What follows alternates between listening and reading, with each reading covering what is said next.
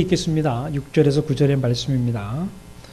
그 살인자는 회중 앞에 서서 재판을 받기까지 또는 그 당시 대제사장이 죽기까지 그 성읍에 거주하다가 그 위에 그 살인자는 그 성읍 곧 자기가 도망하여 나온 자기 성읍 자기 집으로 돌아갈지니라 하라 하시니라.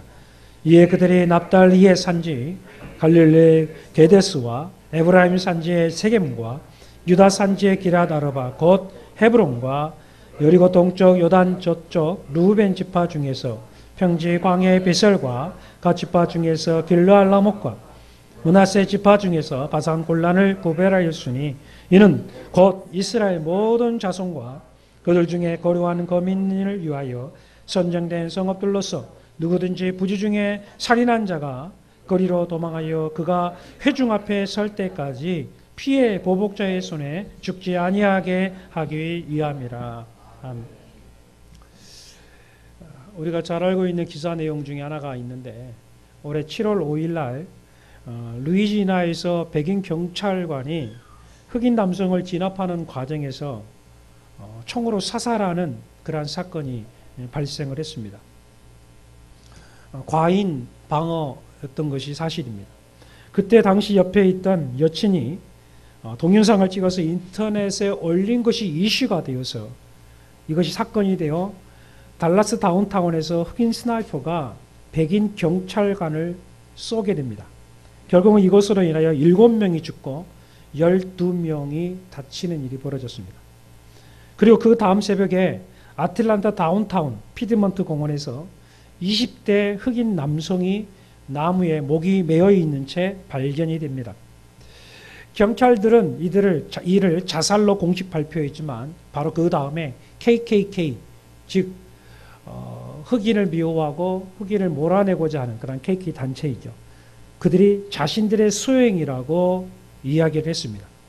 결국은 이것이 폭동이 되어서 지금도 우리가 뉴스를 보게 되면 지금 미국 내에 흑인과 백인의 대립과 갈등이 계속되어 있는 것을 발견할 수 있습니다.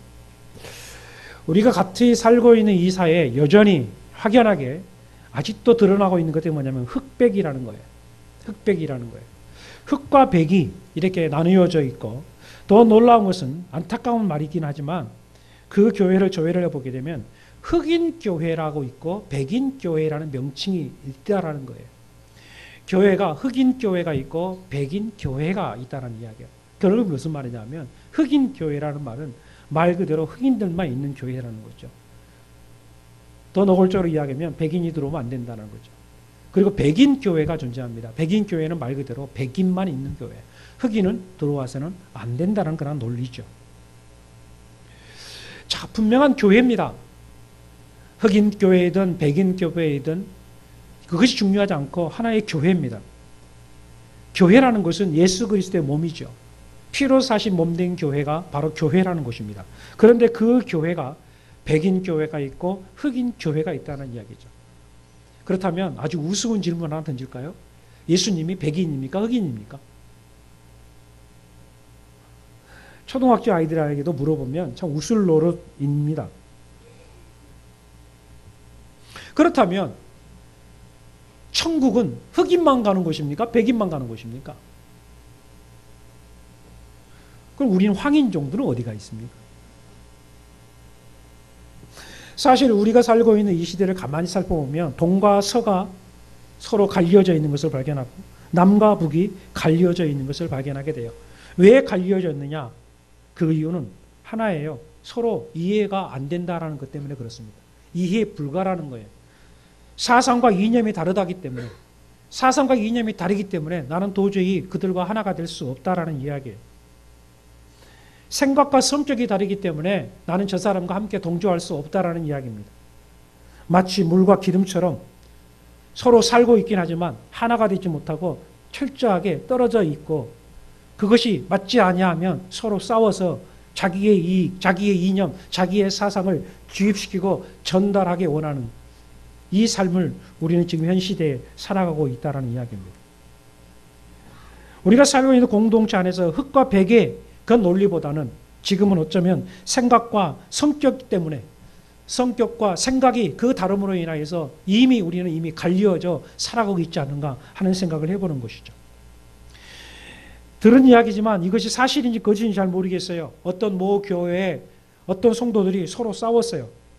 싸운 것이 단순했습니다. 교회에 어떤 일을 하고자 할 때 하자와 하지 말자, 그것 때문에 서로 싸웠어요.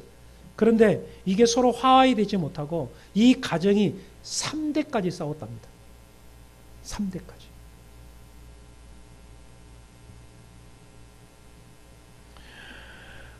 우리가 이렇게 살아가고 있다고 한다면 과연 우리를 향한 하나님의 마음은, 우리를 향한 하나님의 생각은 어떠한 생각을 가지고 계시는가? 과연 하나님도 동과 서, 남과 북, 이념과 갈등, 이러한 부분들로 갈등하고 있는 이런 부분들을 하나님도 과연 그렇게 생각을 하고 계시는가? 이 부분에 대해서 오늘 성경 본문은 우리에게 말씀을 하고 있어요. 첫째로 우리 도피성을 통해서 말씀하고 있는 것이 뭐냐면 이 도피성은 누구든지 피할 수 있는 곳이다라고 전제를 하고 있다는 이야기예요. 도피성은 누구든지 피할 수 있는 곳이다. 이 도피성은 민족이나 인종 간에 그 어떠한 차별도 없다라고 하나님 말씀을 합니다. 이스라엘뿐만 아니라 이스라엘 외에 다른 이방인들도 누구든지 상관하지 않고 들어올 수 있다라고 하나님께서는 이 모든 도피성을 개방시켜버렸다는 이야기예요. 오늘 읽었던 여호수아 20장 9절 말씀, 이는 곧 이스라엘 자손과 그들 중에 우고하는 객을 위하여 선정한 성읍으로서 누구든지 부지중 살인한 자로 그리로 도망하여 피의 보복자의 손에 죽지 않게 하기 위함이며 그는 회중 앞에 설 때까지 거기 있을 것이라.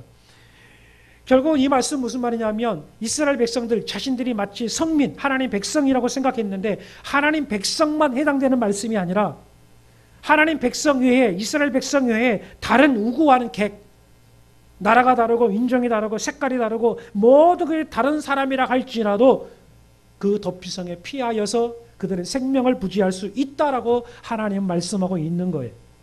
결국은 누구나 다 보호를 받을 수 있다라는 그런 권리를 하나님께서 부여하고 계신다라는 사실입니다. 이것은 무엇이냐 하면 하나님의 기준은 뭐냐 하면 너희들이 살고 있는 이 땅 속에서 너희들의 종족, 가족 이렇게 있지만 그러나 하나님 편에서는 다 하나같이 아담과 하와의 후손, 즉 하나님의 형상으로 닮은, 나의 형상으로 닮은 모든 후손, 나의 자녀다, 나의 백성이다라는 사실을 하나님은 말씀하고 있다는 사실입니다. 모두가 다 나의 형상을 지음받았기 때문에 피부의 색깔이 달라도 생각이 다르고 사고가 달라고 이념이 다르다 할지라도 그러나 너희들은 나의 형상을 닮은 인간으로서 사람이기 때문에 나의 보호를 받을 수 있다라고 하나님은 말씀하고 있다는 사실입니다. 이 말씀은 신약성경에서 완성을 하고 있습니다. 예수님 말씀합니다. 예수 안에서는 유대인이나 이방인이나 히브리인이나 헬라인이나 우둔한 자나 지혜 있는 자나 모두 함께 구원을 받을 수 있다. 예수 그리스도 안에서는 권세자나 재산가나 굶주리는 자나 가난한 자나 할 것 없이 모두가 평안하고 평등하며 구원을 받을 수 있다라고 주님은 말씀하고 계십니다. 결국은 하나님의 기준은 무엇이냐면 바로 하나님의 기준은 무엇이냐면 예수 그리스도 한 분이라는 거죠. 예수 그리스도로 말미암아 아무리 가난해도 가진 것이 없어도 하나님께 드리지 못한 바 되어도 그러나 그 안에 예수 그리스도만 있다면 그것이 바로 하나님 안에 있다라고 성경은 말씀하고 있는 것입니다. 나는 부자입니다. 그래서 많은 것을 하나님 앞에 드립니다. 그러므로 나는 드림으로 말미암아 나는 구원을 받을 수 있습니다 라고 말하는 것, 이건 아니다는 거죠.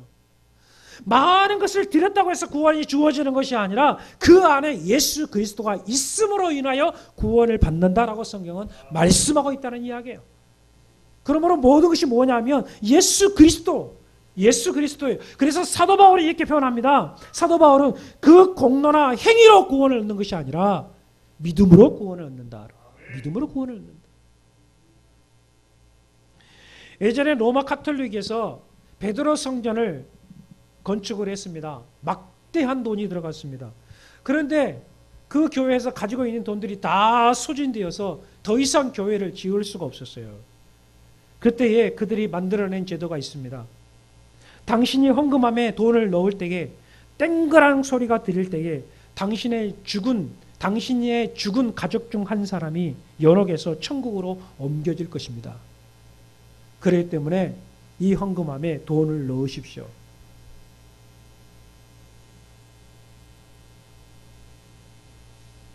이것은 명백하게 잘못된 신학입니다. 잘못된 교리죠. 이들의 이 신학은 회개하고 바르게 잡아야 합니다.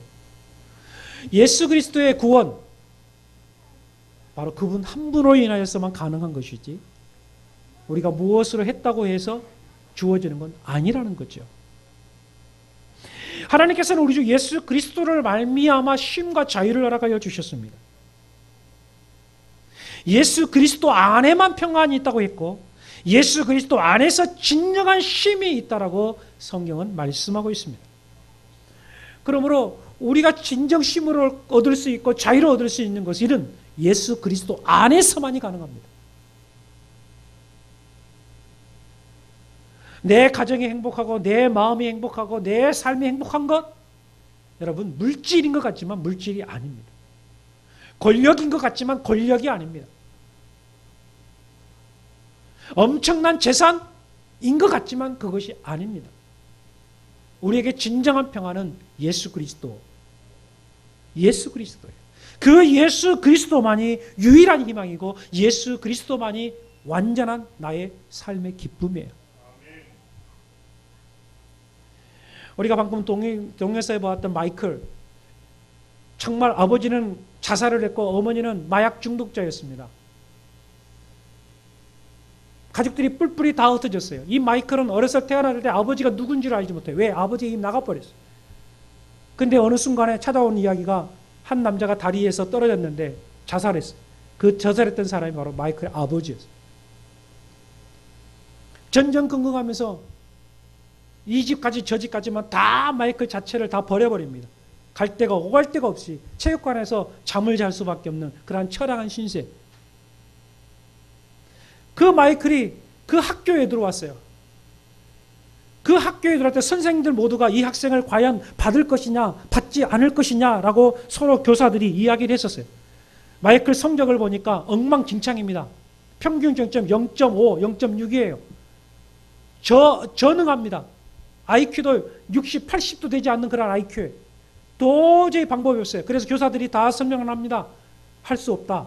이 학생 우리가 받았다가는 우리 학교도 버린다. 이 학교 봐라. 아버지는 이랬고 어머니는 이런 사람인데 어떻게 이 학생을 받을 수 있느냐. 지금 마이클에게 있어서 보호자도 없다. 받을 수 없다라고 했어요. 그때 체육 선생님 한 사람이 그래요. 선생님이. 왜 그렇게 하느냐. 그러면서 그 뒤에 글귀를 가르칩니다. 그런데 그 글귀가 어떤 글귀냐면 크리스찬답게 행동하라 했어요. 크리스찬답게 행동하라. 그래서 말을 하는 거예요. 우리 학교의 이념이 뭡니까? 우리 학교의 이념이 뭡니까? 크리스찬답게 행동하라. 크리스찬답게 행동하라. 그래서 선생들은 그 말에 한 사람도 말을 달 수가 없어요. 크리스찬답게 행동하라. 그래서 마이클을 그 학교의 학생으로 받아들입니다. 그래서 크리스찬 학교에서 마이클이 성장하고 있는 것을 우리는 영상을 통해서 보는 거죠. 그리스도 안에서만 해결이 된다는 거죠. 그리스도 외의 것으로 해결할 수는 없어요. 인생의 문제도 그리스도 안에서 해결이 되는 거예요. 나의 삶의 문제도 예수 그리스도 안에서 해결이 되는 거죠. 여러분, 이 예수 그리스도는 모든 인류의 소망입니다. 희망이 없고 소망이 없고 죽음을 향하여 달려가는 사람, 가난한 사람, 병든 사람, 의지할 데 없는 사람, 그 사람들에게 유일한 희망은 예수 그리스도예요. 바로 그 예수 그리스도가 이미 우리에게 소망이 되었고 그 예수 그리스도 때문에 우리가 지금 존재하고 살아가고 있는 것입니다. 그러므로 예수 그리스도는 우리의 진정한 피난처입니다. 그래서 하나님께서는 그 예수 그리스도를 피난처로 만들어 놓고 누구든지 오라는 거예요. 누구든지 오라. 흑백을 따지지 말고 모든 사람들은 다 오라. 가난한 자도 와라. 목마른 자도 와라. 돈 있는 자로 와라. 다 오라라고 주님 말씀하고 있어요. 그 초대에 우리는 이미 초청을 받았고 우리는 그 초대에 응하였고 여전히 지금도 우리 주님께서는 두 팔을 벌리고 많은 이들을 초대하고 있습니다. 사랑하는 성도 여러분, 어쩌면 우리 마음속에 이런 생각 가질 수도 있어요. 나는 초대에 응했는데 어떤 사람을 놓고 저 사람은 안 돼, 저 사람은 희망이 없어, 저 사람은 가능성이 없어라고 생각하고 있는 사람이 있을 수도 있습니다. 그래서 예수 그리스도의 그 초대에 우리가 초청하자고 한다면 이미 그 사람은 우리의 생각 속에서 제해버려요. 그래서 그 사람에게 전하려고 하지 않습니다. 어쩌면 마음 한편에서는 다른 사람은 몰라도 저 사람만큼은 와서는 안 되라고 생각하고 있는 사람이 있을 수도 있어요. 여러분, 그것은 죄악이에요. 하나님의 마음을 아프게 하는 마음이에요. 저 사람만큼은 안 돼. 그것이 뭡니까? 흑백이라는 논리예요.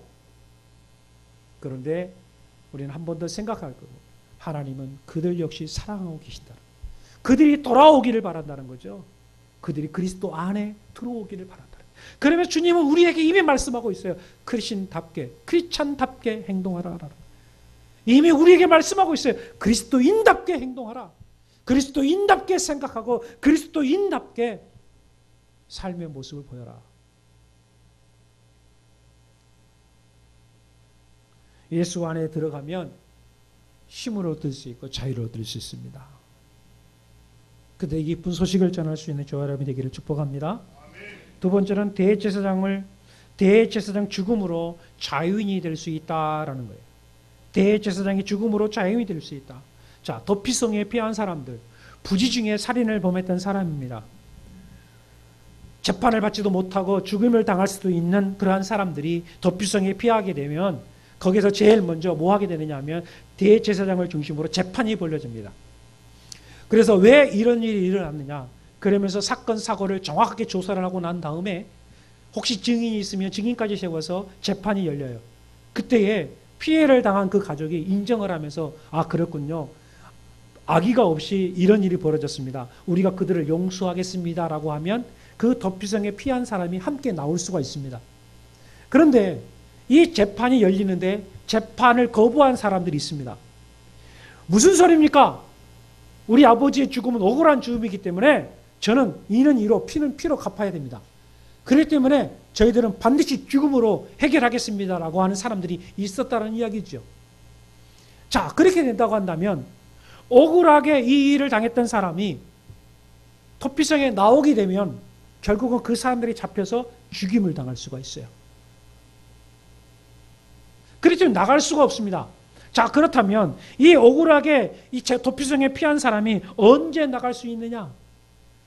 그 당시 대제사장이 죽게 되면 하나님께서 법을 만들어 놓으셨어요. 대제사장이 죽게 되어지면 도피성에 피했던 모든 사람들에게 무죄를 선고하는 법령이 생겼어요. 그래서 하나님이 그 제도를 하셨어요. 그래서 대제사장이 죽는 순간 도피성에 피한 모든 사람들이 다 죄도 사면이 된다라고 하나님이 법령을 지어냈어요. 그래서 도피성에 피했던 사람들이 대제사장의 죽음과 함께 다 자유인이 되어져서 가정으로 돌아갈 수 있도록 하나님이 제정을 하셨습니다. 그런데 만약에 대제사장의 죽은 후에 자유인이 된 그 사람을 피해 도살자가 죽이게 되게 되면 죽이는 사람이 살인죄가 해당이 되는 거예요. 그래서 아무리 억울해도 아무리 자기의 뜻이 관찰되지 않아도 하나님 병령 앞에서는 순종할 수밖에 없는 제도가 바로 이 제도였어요. 그렇다면 이 대제사장의 죽음이 왜 중요하느냐 하면 바로 이 대제사장, 히브리서에 말씀하신 것처럼 이 대제사장은 예수 그리스도를 상징한다라고 말씀하고 있습니다. 예수 그리스도가 십자가의 죽으심으로 인하여서 예수 그리스도의 십자가의 죽으심으로 인하여서 우리의 모든 죄가 다 사함을 받는다라는 말씀을 이미 이 말씀을 하나님이 하신 것입니다. 하나님께서는 예수 그리스도의 십자가의 죽으심을 통하여서 우리의 죄를 옮기셨어요. 성경에 정말 끝을 알 수 없는 깊은 바닷속에다가 우리의 죄를 던져버려서 어느 누구도 끄집어 올리지 못하도록 하나님이 하셨다라고 이야기를 했거든요. 그러므로 결국은 뭐냐면 예수 그리스도의 십자가의 죽으심의 사건을 통하여 아무리 주문 같은 죄라고 할지라도 다 용서하고 사함을 받을 수 있다라고 말씀하고 있다는 이야기입니다. 미국에서 희대 살인 사건이 일어났습니다. 제프리 리버라는 사람이 17명의 여인을 살해한 사건이 있었습니다. 그 사람이 얼마나 잔인했느냐 하면 그 17명의 여인들의 그 사체를 다 토막을 내서 냉장고에 넣어놓고 매일같이 식사를 하면서 그러한 잔인한 행동들을 했어요. 체포된 이후에 재판이 열리자마자 사형 온도가 떨어졌습니다. 모든 사람들은 당연하게 여겼기도 했고 당연히 그래야 된다고 생각을 했었습니다. 그런데 사형 온도를 받은 후에 더 놀라운 기사가 떴습니다. 그가 복역 쪽에 있는 그 감옥에서 운동을 하다가 죄수와 싸움을 하다가 결국은 빗자루에 맞아서 죽었어요. 그래서 빗자루에 맞아 죽었다는 기사가 떴습니다. 이 기사를 들었던 미국의 모든 사람들이 대다수가 원통해했습니다. 왜냐하면 그 살인마가 그렇게 쉽게 죽어서는 안 되었다라는 이야기예요. 두고두고 고통을 받게 해서 처참하게 죽게 해야지 어떻게 빗자루에 맞아 죽을 수 있느냐라고 모두가 하나같이 그렇게 원통해했다는 이야기입니다. 이 사건 이후에 한 아나운서가 제프리 리머를 만났던 목사님을 만나서 인터뷰를 했습니다. 그러면서 이런 대화를 나누다가 한 가지 질문을 던졌어요. 목사님, 제프리 리머가 예수님을 믿었습니까? 라는 질문이었어요. 제프리 리머가 예수님을 믿었습니까? 그러자 목사님이 말씀합니다. 저는 매일 그를 찾아가 만났습니다. 그러면서 제프리 리머에게 말을 했습니다. 당신처럼 죄인을 위해서, 당신 같은 죄인을 위해서 예수님이 오셨습니다. 우리가 아무리 죄를 지었다 할지라도, 당신이 아무리 많은 죄를 지었다 할지라도 당신이 죄를 고백하고 예수님을 영접하면 세사함을 받을 수가 있고 영생을 선물로 받을 수가 있습니다. 라고 이야기를 했었어요. 처음에는 그가 받아들이지 않았습니다. 그러나 수번 찾아가서 예수 그리스도의 구속의 은혜를 전했을 때에 제프리 리머가 나 같은 죄인도 예수님을 믿을 수 있다니, 그렇다면 나의 죄를 회개하면서 예수님을 영접을 하겠습니다. 라고 했어요. 그래서 이 말을 들었던 목사님이 욕조에다가 물을 담아놓고 제프리 리머에게 세례를 주었습니다. 이 내용이, 인터뷰 내용이 미국의 전역에 방영이 되었습니다. 이것을 보았던 미국 시민들의 두 가지 반응이 일어났습니다. 첫째는 뭐냐면 죽을 때까지 위선을 떤다라고 하면서 제프리 리머에 대해서 손깍질한 사람이 있었고, 또 한 부류는 제프리 리머와 같은 인간이 살 길은 오직 예수님밖에 없다. 그가 진정 예수님을 믿었다면 예수님은 제프리 리머의 피난처가 되어 주셨을 것이다 라는 반응이었어요. 그러면서 이것보다 더 중요한 멘트를 목사님이 남겼어요. 마지막으로 설명을 하면서 이렇게 마쳤습니다. 오늘 저녁 이 프로그램을 시청한 사람들 가운데 TV 앞에 편안한 마음으로 떠나는 사람은 단 한 사람도 없을 것입니다. 라는 거예요. 여러분, 우리도 한번 생각해 볼 필요가 있어요. 17명이나 쳤던 그 사람이 죽었는데 예수를 믿고 영생을 받았다. 어떻게 생각하십니까? 제프리 리머는 분명 희대의 살인마입니다. 그런데 더 놀라운 것은 바로 예수님은 제프리 리머 같은 죄인을 용서하기 위해서 이 땅에 오신 하나님이시라는 사실이에요.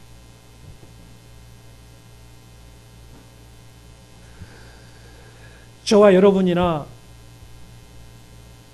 미국에 있는 사람들이라고 생각한다면 그 사람들에게도 이런 질문을 던지고 싶습니다. 우리가 과연 제프리 리머 같은 사람보다 낫다고 생각하고 있느냐 하는 거예요. 제프리 리머보다 더 나은 사람인가 하는 생각을 해보는 겁니다.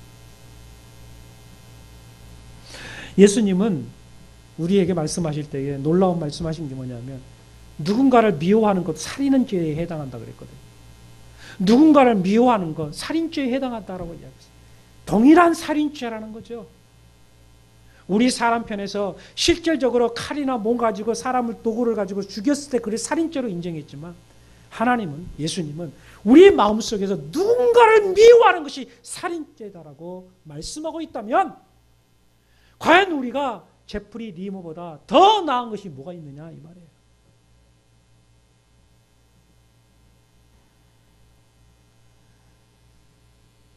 그럼에도 불구하고 우리 예수님은 우리의 모든 죄를 용서해 주셨습니다. 제프리 니모의 죄를 용서하셨고 어쩌면 제프리 니모보다 더 못한 우리의 죄 역시도 용서해 주셨습니다. 예수님은 마음의 문을 활짝 열으시고 우리를 안으셨고 우리를 사랑하셨습니다. 그리고 지금도 여전히 우리를 사랑하고 계십니다.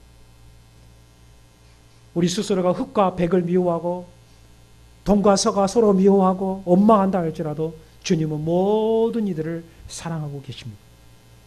그리고 용서해 주기를 원하십니다. 예수님은 우리의 피난처가 되어주시는 것입니다.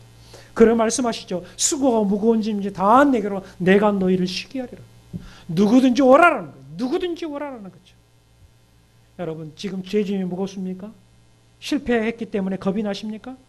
사람 때문에 거절당했기 때문에 여러분 정말 외롭고 힘드십니까? 가난하다고 무시를 당하셨습니까? 세상 사람들로부터 손가락질을 당했습니까? 내 삶이 너무나 형편없고 너무나 부끄럽습니까?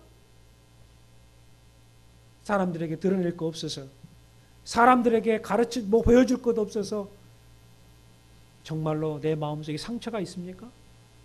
그러나 여러분 기억하십시오. 주님은 그럼에도 불구하고 사랑하고 계십니다. 천하보다 우리를 귀하게 여기시고 계십니다. 그 하나님의 사랑이 여러분을 향하고 있고 우리를 향한 하나님의 진정한 마음이에요. 여러분 예수 그리스도는 진정한 우리의 해결자이시며 예수 그리스도는 우리의 유일한 희망입니다. 우리의 소망은 오로지 예수 그리스도예요. 그래서 우리는 예수 그리스도께 더 가까이 가야 합니다. 예수 그리스도의 그 은혜 안에 더 가까이 들어가야 합니다. 그분을 진정 내가 만났을 때에 내 안에 기쁨이 다시 한번 솟아나는 거예요. 지금 왜 답답합니까? 여러분 내가 답답한 것은 딱 하나밖에 없어요. 내가 그분 안에 더 들어가지 못해서 그래요. 그분 안에 더 들어가지 못했기 때문에 여전히 내 마음이 답답하고 괴로운 거예요. 기도의 자리로 더 들어가 보세요. 말씀의 자리로 더 들어가 보세요. 힘들어도 어려워도 말씀의 자리로 기도의 자리로 더 들어가다 보면 주님은 여전히 열어놓고 우리를 맞이하고 계시기 때문에 여러분 마음속에 평안을 주실 줄로 믿습니다. 그럼 여러분 안에 참된 기쁨이 다시 한번 솟아나게 될 줄로 믿습니다. 이 시간 여러분에게 우리와 함께 찬양을 제가 드리고자 하는 찬양이 있어요. 이 찬양이 참 저도 좋아하는 곡인데 예전에 많이 불렀던 곡이기도 합니다만 이 찬양을 하나님께 올려드립니다. 이 찬양 가사가 우리의 신앙 고백이 되었으면 좋겠습니다.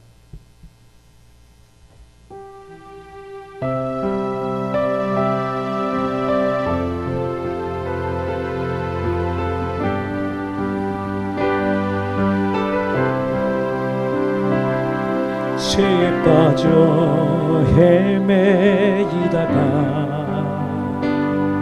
지쳐버린 나의 모습을 못 견디는 아픔 속에서 그렇게 쓰러졌을 때 아무도 오는 사람이 없어 정말로 난 외로웠었네. 그때 주님 내게 찾아와 사랑으로 함께 하였네. 병든 자여 내게 오라 가난한 자 내게 오라 죄에 빠진 많은 사람들아 다 내게 오라. 수많은 사람 중에서 주님이 날 부르실 때에 설레이는 나의 마음은 그렇게 기쁠 수 없네. 이제 나도 주님 위하여 내 모든 것 다 받으리리. 여의하지 못된 것들을 아낌없이 주께 드리리. 슬픈 자여 내게 오라. 괴로운 자 내게 오라. 삶에 지친 많은 사람들아 모두 다 내게 오라. 병든 자여 병든 자여 내게 오라. 가난한 자 내게 오라. 죄에 빠진 많은 사람들아 모두 다 내게 오라. 슬픈 자여 내게 오라. 슬픈 자여 내게 오라. 괴로운 자 내게 오라. 삶에 지친 많은 사람들아 모두